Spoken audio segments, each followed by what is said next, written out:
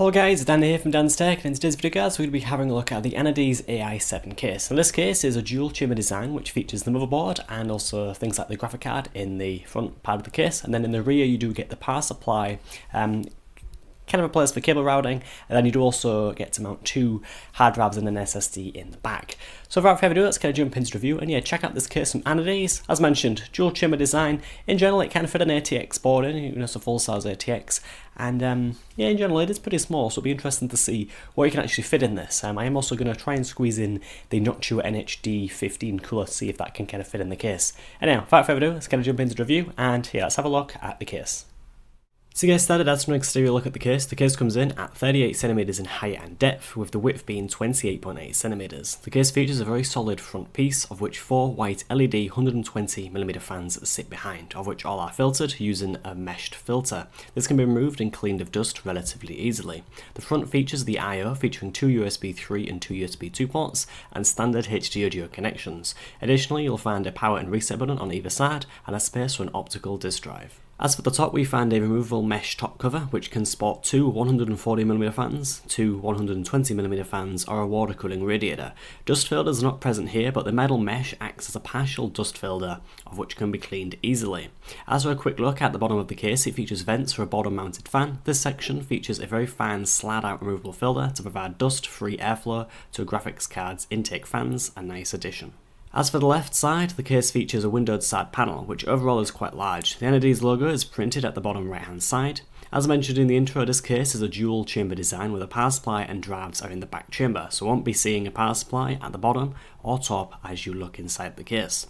As for the other side, nothing much is present here apart from a magnetic power supply dust filter, which is very fine and again can be took off and cleaned very easily. Moving on to the inside of the case, this case supports boards up to the standard ATX form factor. 9 gold standoffs are pre-installed and will require you to remove some if you use a smaller micro or mini ITX board. The case has a cutout to make installing aftermarket CPU coolers easy, however it looks to be too high to be of any use, quite disappointing. As for accessories, you get a bag of mixed screws in addition to 3 zip ties. To the left of the board there is another 120mm fan for exhaust. This one is black and doesn't feature white LEDs like the others in the front. A manual is also provided, however doesn't really explain a lot. I found it only goes over the very basic installation of main PC components. Talking about components, as for clearances for many main components, despite the mixed numbers you can find on the manufacturer's website and on the case box, using a good old tape measure, it looks like you've got 17.4cm for CPU clearance and 31cm for graphic card clearance. This is with the front fans installed. Finally, as for the power supply clearance, this looks to be 16cm, however can extend to exactly 4cm more until you cover half of the lower rubber grommet. Around back near the bottom fans, as of March 2015, Anidees now provide a powered 3-pin fan controller.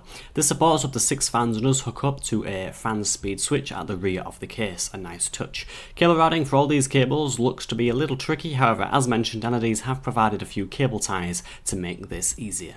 Lastly, as for storage options in the case has support for 2 hard drives or SSDs near the top, which slide onto hard drive sleds. In addition to this, it has further support for 2 at the back on a sliding cage, and also sports room for an SSD to be installed on the outside of this cage. Near the rear of the case, next to the cage, you can also mount a 92mm fan if the 5 already pre-installed 120mm fans aren't enough. For demonstration purposes, I've mounted a 92mm Noctua NF-A9 fan here. This will exhaust hot air from the drives mounted close by.